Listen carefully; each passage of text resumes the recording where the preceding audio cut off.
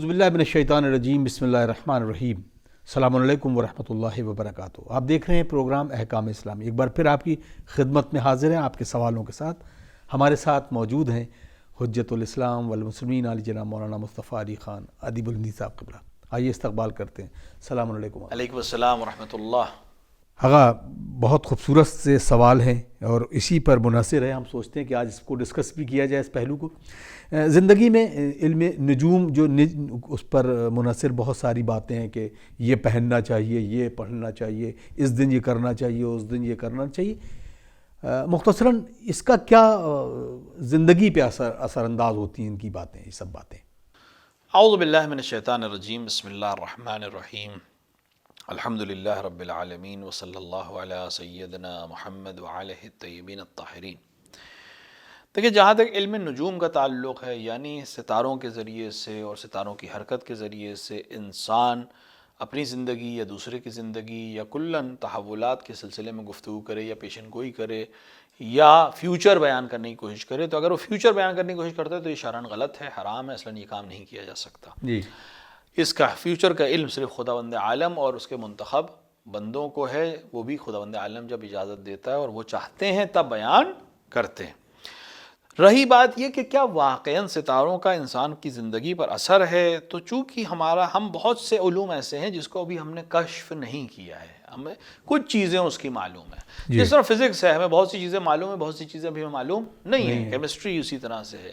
اسی طرح علم نجوم یعنی ایسٹرولوجی، اس میں بہت سی چیزیں جو ابھی ہمیں معلوم نہیں ہیں، کچھ چیزوں کی طرف ہمیں اشارہ ملتا ہے۔ تو ایسٹرولوجی، اب کیا ستاروں کی حرکت انسان کی زندگی پر اثر انداز ہوتی ہے؟ اگر ہم کہہ دیں کہ 100% نہیں ہوتی ہے تو یہ غلط ہوگا، کیونکہ یہ پورا سسٹم ایک دوسرے سے اٹیچڈ ہے۔ یعنی ہم کیسے کہہ سکتے ہیں کہ ستارہ اثر انداز نہیں ہے؟ کہ جب ہماری پوری زمین جو ہے ایک ستارے کے چاروں طرف چکر لگا رہی ہے، جس کو ہم سورج کہتے ہیں بالاخره، وہ ایک سٹار ہے۔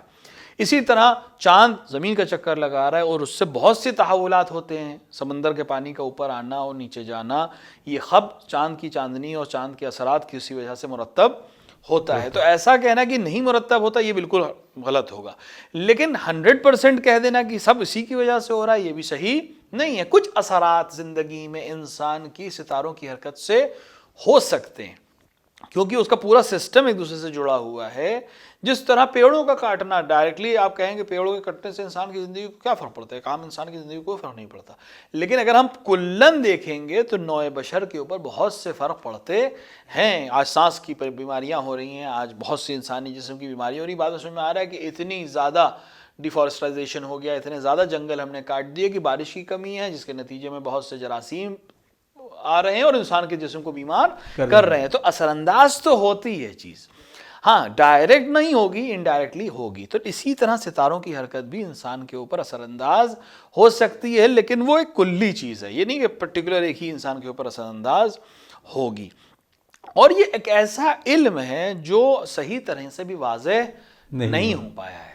جب تک یہ صحیح طرح سے واضح نہیں ہو سکتا، ہم اس کے بارے میں 100% گفتگو نہیں کر سکتے۔ ہاں کچھ چیزوں کے بارے میں ہمیں تھوڑی سی چیز معلومات ہے، تھوڑا سا سمجھتے ہیں، اس لحاظ سے اگر ہم بات کر رہے ہیں، میں نے پہلے بھی عرض کیا کہ اگر کسی کو نقصان نہ پہنچایا جائے، کوئی خلاف شرع طریقے سے عمل نہ انجام دیا جائے، تو اس کو جاننے میں، اس کو سمجھنے میں کوئی حرج نہیں ہے، لیکن اس کے ذریعے سے پیشن گوئی کرنا، فیوچر بیان کرنا، یہ صحیح نہیں ہے۔ اس کی بہت خوبصورت آپ نے واضح کر دی اس بات کو، لیکن ابھی کچھ لوگ ابھی بھی ہیں کہ جو ہاتھ کو دیکھ کر، اس کی رکیلوں کو دیکھ کر، اور اس پر بہت ساری بحث و مباحثہ ابھی بھی ہوتا ہے کہ یہ چیز آیا ٹھیک ہے کہ نہیں ہے۔ اس کے بارے میں شرع نے کتنا منع کیا؟ بہت سی چیزیں ہیں جو انسانی سماج میں ہیں، میں نے عرض کیا یہ سب علم ہے، اس میں کوئی شک نہیں ہے کہ علم نہیں ہے۔ ستاروں کو سمجھنا، ستاروں کی حرکت کو سمجھنا، اس کا انسانی زندگی یا کلن سسٹم کے اوپر اثر انداز ہونا ایک علم ہے۔ اسی طرح انسان کے جسم کے اندر بہت کچھ علم ہے جس کو طب کہتے ہیں۔ اسی طرح انسان کے ہاتھ کا مسئلہ ہے، اس کو پامسٹری اس کو ہم کہتے ہیں، یا ہاتھ کو دیکھنا کہتے ہیں۔ بہت سے لوگ قیافہ شناس ہوتے ہیں، چہرے کو دیکھ کر، چہرے کو پڑھ کے بہت سی چیزیں بتاتے ہیں۔ یہ سارے علوم ہیں، ان علوم کے اندر ابھی بہت ریسرچ کی ضرورت ہے، اس کو آپ 100% فیکٹس کے طور کے اوپر نہیں بنا سکتے۔ بہت سے لوگ ہیں ایک ہی جیسے ہاتھ ہوں گے، آپ ملیں گے دیکھیں گے سب ایک جیسا ہے، لیکن دونوں کی زندگی زمین آسمان میں بالکل اپوزٹ زندگی ہو سکتی ہے۔ تو اس کا مطلب یہ 100% فیکٹ نہیں ہے، کیونکہ اگر ہم ایسا کر دیں گے تو اس کا مطلب یہ ہے کہ پھر جبر ہے، جبکہ خداوند عالم نے آپ کو اختیار عطا کیا ہے۔ اسی لیے بہت سے جو جاننے والے وہ کہتے ہیں کہ یہ چیزیں بھی بدلتی رہتی ہیں، آپ کے عمل کے ذریعے سے آپ چیزوں کو بدل سکتے ہیں۔ تو اصل چیز انسان کا عمل ہے۔ ہاں تھوڑا بہت چیزیں ممکن ہے کوئی بتا سکے، لیکن چونکہ یہ علم پوری طرح سے واضح نہیں ہو پایا ہے، لہٰذا اس کو 100% مار کر باقی تمام عمل سے اپنے آپ کو منہ موڑ لینا یہ صحیح نہیں ہے، اور فیوچر ٹیلنگ تو ویسے بھی صحیح نہیں ہے۔ لہٰذا ہاں انسان اپنے تجربے کی بنا کے اوپر، کچھ چیزوں کی بنا پر، کچھ چیزوں کی دیکھنے کی بنا پر انسان کو رائے دے سکتا ہے کہ آپ یہ کام کریے زیادہ اچھا ہوگا، اس میں کوئی حرج نہیں ہے۔ یا کسی کو رائے دینا کہ مثال کے طور پر آپ یہ نگ پہنیے، اس میں بھی کوئی حرج نہیں ہے، ائمہ نے بھی تاکید کی بہت سے لوگوں کی کہ وہ پہن سکتے ہیں آپ، تو اس میں کوئی حرج نہیں ہے۔ لیکن فیوچر بیان کرنا کہ ایسا ہی ہوگا، یہ صحیح نہیں ہے۔ ان علوم کو جو ابھی تک واضح نہیں ہیں ان پر 100% بھروسہ کر کے ان چیزوں سے نظر موڑ لینا جو ائمہ نے ہمیں تعلیم کی، یہ صحیح نہیں ہے۔ تو ائمہ نے جو طریقے بتائے ہیں اس پر عمل کیا جائے، اور رمالوں کو اور قیافہ شناس کو اور اس طرح کے افراد سے اپنے آپ کو دور رکھا جائے۔ جی اسی پہ ایک سوال ہے، میرا نام اصغر مہدی ہے، بجنور سے میرا سوال جو ہے کہ شادی کی تاریخ طے کرتے وقت کیا صرف ولادت یا شہادت، یعنی جہاں منع ہو تو شہادت، اور جس میں کرنا شادی ہے وہ ولادت کی تاریخ ہو، دیکھنا ضروری ہے؟ اور اس کے علاوہ قمر در اقرب یا تحت الشعاع جو کہتے ہیں، اور اس میں نحس اکبر اور نحس اصغر کی جو چیزیں ہیں وہ دیکھنا ضروری ہے کیا؟ دیکھیں شادی کے لیے صرف دو چیزیں ضروری ہیں، جی، ایک خاتون کا تیار ہونا اور ایک اس کے کفوں کا ہونا، اس کے علاوہ کسی چیز کی ضرورت نہیں ہے، اور ایک شخص جو اس عقد کو پڑھ سکے۔ رہی بات ہمارے عمل میں بہت سا دخل ہوتا ہے دن کا، تاریخ کا، اس لحاظ سے کہ پہلی چیز جو ہمیں دیکھنی چاہیے وہ یہ ہے کہ ہم اہل بیت کے ماننے والے ہیں، اہل بیت کے چاہنے والے ہیں، لہٰذا بہتر ہے کہ وہ عمل جو اہل بیت کی خوشنودی کا عمل ہے، رسول اللہ صلی اللہ علیہ وآلہ وسلم کی سنت پر ہم عمل کرنا چاہتے ہیں عقد کر کے ذریعے سے، تو ہم ان کی خوشی میں شریک ہو رہے ہیں اپنے آپ کو۔ کیسے شریک کریں کہ ان کی خوشی کے دن ہم اپنی خوشی کو منائیں، لہٰذا ہم ولادت کی تاریخوں میں زیادہ پریفر کرتے ہیں۔ اسی طرح جب ان کا غم کا موقع ہو تو پھر ہم اس میں کوئی خوشی نہ بنائیں، اس لیے احتیاط یہی کرتے ہیں کہ ہم شہادت کے ایام میں، تاریخ میں، شب میں اس طرح عقد نہ پڑھیں۔ البتہ یہاں پہ میں تاکید کر دوں کہ اگر عقد پڑھ دے کوئی تو عقد باطل نہیں ہوگا، یہ دونوں ایک دوسرے کے میاں بیوی، زن و شوہر ہو جائیں گے، عقد باطل نہیں ہے، لیکن احترام کے خلاف ہے، یعنی امام کی محبت جو ہم دعویٰ کر رہے ہیں اس کے خلاف ہے کہ امام کے گھر میں غم کا دن ہے اور ہم اپنے ہاں شادی آنے اور شادی کی بات کریں، لہٰذا یہ صحیح چیز نہیں ہے۔ اسے اخلاقاً پرہیز کہتے ہیں، فقہی طور سے کوئی پرہیز نہیں ہے، اخلاقاً پرہیز ہے۔ اسی طرح یہ جیسا کہ سوال کیا قمر در اقرب کا مسئلہ ہے، قمر در اقرب نجوم کی ایک چیز ہے، جی، اس کے اندر مکروہ ہے، کراہت ہے، جو روایات میں بھی ہے کراہت بیان کی گئی ہے زفاف کی، یعنی میاں بیوی ازدواجی تعلقات کو قائم نہ کریں۔ عقد ہو سکتا ہے، عقد پڑھنے میں کوئی حرج نہیں ہے، لیکن باہمی نزدیکی سے پرہیز کریں، کیونکہ اگر اس ایام میں ان قمر در اقرب جو 2 دن سے کچھ گھنٹے زیادہ ہوتا ہے، اس دوران اگر نطفہ منعقد ہو تو عام طور سے امکان ہے کہ اس نطفے کے اندر کوئی کمی رہ جائے۔ یہ وہی چیز ہے جو میں نے کہا کہ انسان کے اوپر کس طرح سے چاند اور سورج اور دیگر چیزیں اثر انداز ہوتی ہیں، بہت سی چیزیں ہمیں معلوم نہیں ہیں، لہٰذا چونکہ امام نے فرمایا کہ اس میں پرہیز کرو، لہٰذا پرہیز کرنا چاہیے، وہ بھی کراہت کہا ہے، لہٰذا حرام نہیں ہے، لہٰذا اگر پرہیز کر سکیں تو بہت ہی اچھی چیز ہے۔ باقی راتیں نحیض کی باتیں یہ علم نجوم کی چیزیں ہیں۔ بہترین چیز یہ ہے کہ انسان جب بھی یہ سنت کے اوپر عمل کرنا چاہے وہ تاریخیں جو ائمہ علیہ الصلوۃ والسلام سے منسوب ہے اس میں انجام دے، جو شہادت کی تاریخ نہیں ہے اس کو چھوڑ کر کسی بھی تاریخ، اور یہ قمر در اقرب کی تاریخ کو دیکھنے کے علاوہ کسی بھی تاریخ میں نیک عمل انجام دے سکتا ہے۔ اگر کوئی خوف ہو اور ہراس ہو تو سب سے بہترین عمل یہ کہ انسان صدقہ دے، اور پھر کوئی بھی عمل انجام دے سکتا ہے کہ وہ ہر بلا سے انسان کو محفوظ رکھے گا۔ فوزیہ عباس صاحبہ لندن سے سوال کرتی ہیں کہ آقا تاریخ رکھ لی گئی تھی پہلے شادی کی، اور پھر پتہ چلا کہ اسی شب میں کسی کی شہادت ہے، تو اگر اس دن نکاح ہو جائے پھر بعد میں اگر اطلاع ہے کہ اب معلوم ہوا تو کیا اس میں کرنا پڑے گا, کیا کرنا چاہیے اس کے لیے ازالے کے تو؟ میں نے عرض کر دیا کہ کوئی مسئلہ نہیں ہے. اولاً تو کوشش یہ کرنی چاہیے کہ جب تاریخ رکھنا چاہیں, اس طرح کی بات کرنا چاہیں, تو کسی فن کے ماہر سے یہ کام کرائیں. جی ہم صرف کیلنڈر کو دیکھ کر اطمینان نہ کر لیں. ممکن ہے صحیح سے کسی نے درج نہ کیا ہو یا صحیح سے درج نہ ہو اور آپ بعد میں اسی پریشانی میں مبتلا ہوں. لیکن اگر کوئی انسان غلطی سے یہ کام کر لے تو اس نے, میں نے عرض کیا, فقہی اعتبار سے عقد بھی صحیح ہے, یہ دونوں ایک دوسرے کے زن و شوہر ہیں, عقد بالکل صحیح ہے, کوئی حرج نہیں ہے. صرف مسئلہ یہ بنتا ہے کہ ہم نے اہل بیت علیہ الصلوۃ والسلام کے غم کے دن اپنی خوشی کا اظہار کیا, جو کہ ہماری محب ہونے اور شیعہ ہونے کے اوپر ایک طرح سے ضرب لگائے گا کہ ہم محب بھی ہیں اور ان کی خوشی میں, ان کے غم میں اپنی خوشی منا رہے ہیں, جو ہمارے خلاف, جو ہمارے تینت کے خلاف ہونا چاہیے. لہٰذا اگر غلطی سے ہوا ہے, علم نہ ہونے کی وجہ سے ہوا, تو کوئی بات ہی نہیں ہے. اور وَإِلَّا جس معصوم کی شہادت تھی, معصومہ کی شہادت تھی, اس سے انسان یہ کہہ سکتا ہے کہ خداوند عالم سے توبہ کر سکتا ہے کہ ہم سے غلطی ہو گئی. ہم نے, یہ غلطی حرام کی غلطی نہیں ہے, یہ اخلاقی غلطی ہے کہ ایک محب ہونے کی حیثیت سے مجھے یہ نہیں کرنا چاہیے, تو مجھ سے غلطی ہو گئی.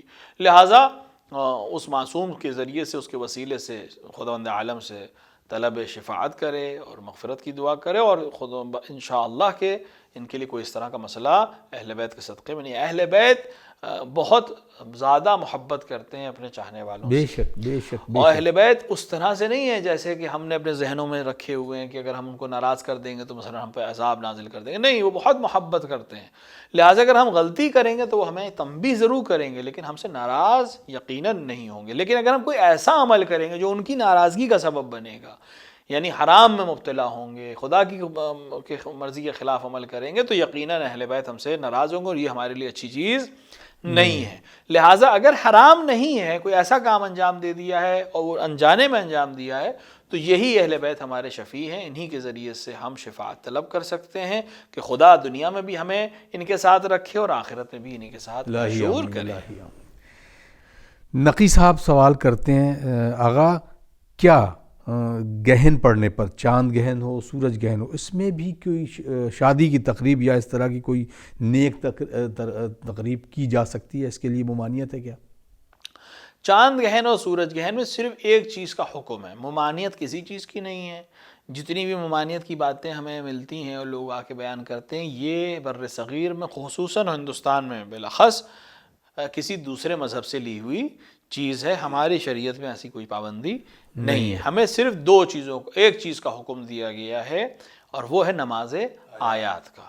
عام طور سے ہوتا ہے کہ ہم نماز آیات بھول جاتے ہیں, باقی تمام چیزوں کو ہمیں یاد رہ جاتی ہیں کہ یہ بیٹھے نہیں اور اٹھے نہیں اور کھائے نہیں اور پیے نہیں, ایسا کوئی مسئلہ نہیں ہے. کھانا پینا تمام احکام حتیٰ عقد کرنا, اس میں کوئی حرج نہیں ہے. عقد بھی صحیح ہے اور عمل بھی انجام دیا جا سکتا ہے. ہاں, نماز آیات واجب ہے اور اس کو پڑھنا ضروری ہے. ہر انسان کو جو بالغ اور عاقل ہوئے اس کے لیے ضروری ہے کہ اگر چاند گہن یا سورج گہن لگے تو نماز آیات کو بجا لائے, اور کوئی بہانہ اس کو اس نماز, یہ کیونکہ نماز واجب ہے, ایسا نہیں کہ مستحب نماز ہے, یہ واجب نماز ہے اور اس کو ادا کرنا ضروری ہے. لیکن جہاں تک ان کے سوال کی بات ہے, شادی میں یا عقد میں کسی قسم کی کوئی پریشانی نہیں ہے. کھانے پینے کے بارے میں ایک بار میں آپ سے پھر کہوں گا, کیونکہ یہ اس بات کو لے کے اکثر کر کے میں نے سنا بھی ہے, اور ہمارے گھر میں بھی یہ بات ہوتی ہے کہ کھانا پینا اس وقت سے گہن لگ رہا ہے, بالکل بند کر دیا جائے کھانا پینا. تو ایک بار میں پھر آپ سے گزارش کروں گا کہ یہ ریپیٹ کر دیں تاکہ یہ میسج کے طور پر تمام ناظرین اس کو سن لیں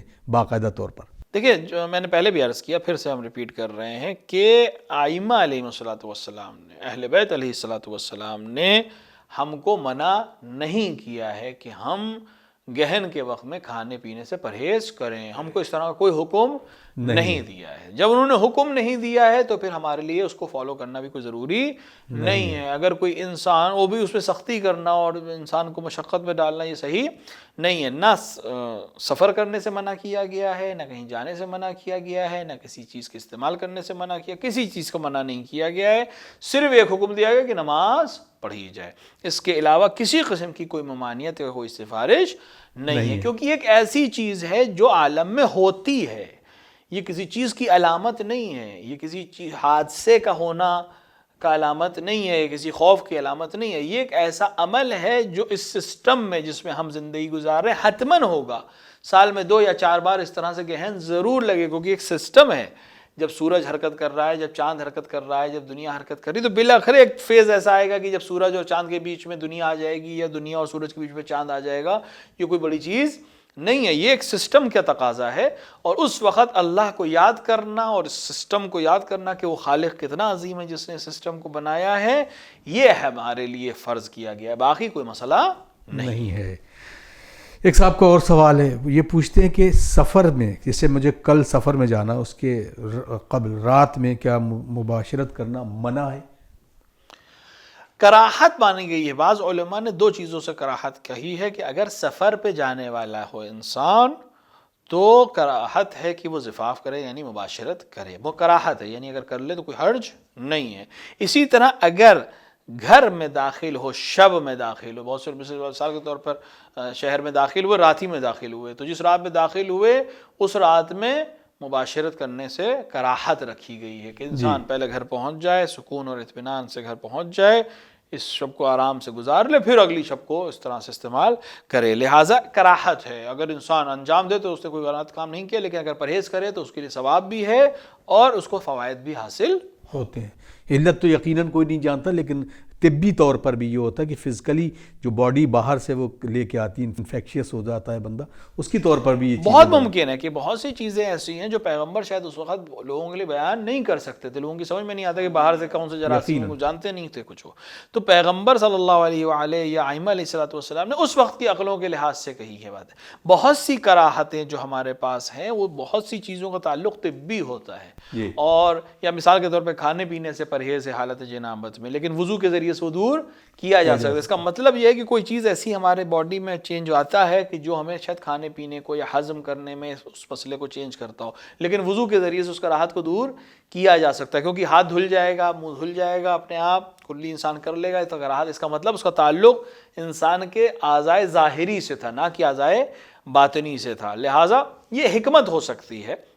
اسی طرح انسان جب سفر میں ہوتا ہے تو عام طور سے ایک بہت بڑی حکمت ہی کہہ سکتے ہیں، علت تو خود خدا جانتا ہے اور اس کے منتخب بندے جانتے ہیں، لیکن ایک خاص وجہ یہ ہو سکتی ہے کہ انسان عام طور سے سفر سے پہلے اضطراب میں ہوتا ہے، اور حالت اضطراب میں مباشرت کوئی اچھی چیز نہیں ہے. اسی طرح جب انسان پلٹ کے آتا ہے تب بھی ایک تھوڑا سا حالت اضطراب میں ہوتا ہے، جیسے کہ آپ نے اشارہ کیا کہ باہر کے پورے جو اس کی باڈی ہے وہ پوری ایکسپوزڈ ہو کے آئی ہے، پتہ نہ جانے کہاں سے وہ انسان ہو کے آ رہا ہے. تو اپنے جسم کو تھوڑا سا ریسٹ دے لے، اسٹریس سے بھی نکل آئے، فزیکلی بھی فٹ رہے اور اپنے آپ کو پاک و صاف رکھے، پھر اس عمل کو انجام دے تاکہ دونوں کے لیے سبب خیر رہے. جزاک اللہ.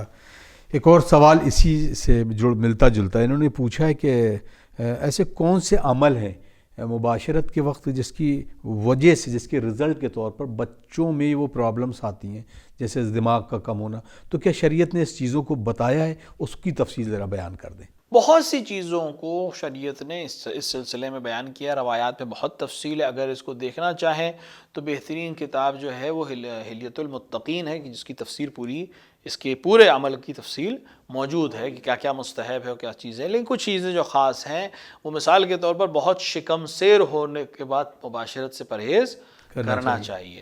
اسی طرح مہینے کی تقریباً تمام قمری مہینوں کی شب اول اور شب آخر اور شب نیمے میں مباشرت سے پرہیز کرنا چاہیے، سوائے ماہ مبارک رمضان کے، کہ ماہ مبارک رمضان کی پہلی شب میں مباشرت کرنا مستحب قرار دیا گیا ہے، اور اس کی حکمت خداوند عالم جانتا ہے. لیکن اسی کی طرح سے اگر انسان محتلم ہو جائے، یعنی خواب میں احتلام اس کو ہو جائے، جس کو نائٹ فال کہتے ہیں، اور پھر اس کی آنکھ کھل جائے اور پھر زوجہ سے مباشرت کرنا چاہے، تو یہ چیز اوائڈ کرنی چاہیے. یعنی اگر احتلام ہو جائے تو پھر مباشرت نہیں کرنا چاہیے کہ مجھے غسل تو کرنا ہی ہے، لہٰذا نہیں، اس کے پرہیز کرنا چاہیے. لیکن مکروہ ہے، یہ تمام چیزیں مکروہ ہیں، صرف ان حالات میں جس میں حرام قرار دیا، جیسے حالت روزہ میں، جیسے حالت حیض میں خاتون کی یا نفاس کے عالم میں منع کیا گیا ہے. لیکن اس کے علاوہ یا انسان محرم ہے، حج کا احرام اگر باندھے ہوئے ہے یا عمرے کا احرام باندھے ہوئے تو اس کے لیے حرام قرار دیا گیا ہے. لیکن اس کے علاوہ حرام نہیں ہے، جہاں بھی ہے اس کا تعلق کراہت سے یا کراہت شدیدہ سے ہے، تو لہٰذا جہاں جہاں کراہت ہے اس لیے پرہیز کرنا چاہیے، خصوصاً جہاں جہاں مکروہ ہے اس لیے پرہیز کرنا چاہیے کہ اگر ان کا ہدف اولاد حاصل کرنا ہے تو اس اولاد پر ان چیزوں کا اثر حتماً مرتب ہوتا ہے، اسی لیے اس کو کراہت رکھی گئی۔ لہٰذا اگر اولاد صاحب اولاد ہونا چاہتے ہیں اور اس کے لیے مباشرت کرنا چاہتے ہیں تو بہترین طریقہ یہ کہ باوضو ہو، 2 رکعت نماز پڑھیں دونوں زن و شوہر، اور اس کے بعد مباشرت کریں اور خداوند عالم سے دعا کریں کہ وہ اس مباشرت کے نتیجے میں ان کو نیک اور صالح اولاد عطا فرمائے۔ ساتھ ہی ساتھ استغفار ہر نماز کے بعد 7 مرتبہ، یہ اسی نیت سے کہ صالح اولاد حاصل ہو کرنا چاہیے، تاکہ اثرات جو مباشرت کے مرتب ہو سکتے ہیں اس سے انسان پرہیز کر سکے۔ اسی طرح بہت سے طریقے ہیں جس کی تفصیل میں نے عرض کیا گیا کہ حلیۃ المتقین میں بہت تفصیل سے درج کیا گیا ہے کہ اس طرح سے پرہیز کریں تاکہ اس کے نتیجے میں انسان کی اولاد کے اوپر جو نطفہ منعقد ہوگا اس کے اوپر کوئی منفی اثر مرتب نہ ہو۔ اگر ایک سوال اور بھی ہے، مثلا آدمی زیارت پہ جاتا ہے، زن و شوہر زیارت پہ یا حج پہ، عمرے پہ، تو اس دوران ازدواجی جو تعلقات ہیں، کیا اس کے لیے بھی کچھ منع کیا گیا یا اس کے لیے کیا حکم کیا گیا؟ اگر احرام کی حالت میں ہے، یعنی حج کرنے گیا ہے اور اس نے احرام باندھ لیا، مثال کے طور پر اگر اپنی میقات سے گزر رہا ہے تو میقات پہ احرام باندھے گا انسان، اگر مکے کی مدینے کی طرف سے جا رہا ہے تو مسجد شجرہ میں، اگر جدے کی طرف سے جا رہا ہے جوحفہ میں، جس طرف سے بھی آ رہا ہے اس کی ایک میقات طے ہے۔ میقات پہ جب وہ احرام باندھ لے گا، چاہے وہ حج کا احرام باندھے چاہے وہ عمرے کا احرام باندھے، تو اس کی خاتون، اس کی بیوی اس کے اوپر حرام ہو جائے گی، مباشرت نہیں کر سکتا، عقد بھی نہیں پڑھ سکتا۔ لہٰذا جب تک اگر حج تمتع کرنے گیا ہے تو جب تک عمرہ تمتع تمام نہ ہو جائے اور طواف اور نماز طواف اور سعی اور تقصیر انجام نہ دے لے، تب تک وہ اپنی زوجہ سے نزدیکی نہیں کر سکتا۔ اور اسی طرح جب عمرہ مفردہ کے لیے گیا تو جب عمرہ مفردہ کر لے گا اور طواف النساء کر لے گا تو اپنی زوجہ سے نزدیکی کر سکتا ہے۔ خود وہاں مکے میں یا مدینے میں نزدیکی کرنے میں کوئی حرج نہیں ہے، صرف جب حالت احرام میں ہے تو احرام کی وجہ سے حرمت آ جائے گی، باقی کسی وجہ سے یا کسی مکان کی وجہ سے کوئی حرمت نہیں آئے گی۔ اسی طرح اگر انسان زیارت کے لیے گیا ہے، کسی بھی جہاں زیارت کے لیے گیا ہے، اپنی زوجہ کے ساتھ، اپنی حلالہ کے ساتھ کرنے میں کوئی حرج نہیں ہے، اس پہ کوئی ممانعت بھی نہیں ہے۔ اگر ایک صاحب نے سوال کیا کہ ہم اس ریسٹوران میں کام کر سکتے ہیں جہاں پر الکوہل یا بار ہو یا الکوہل پروسی جا رہی ہو؟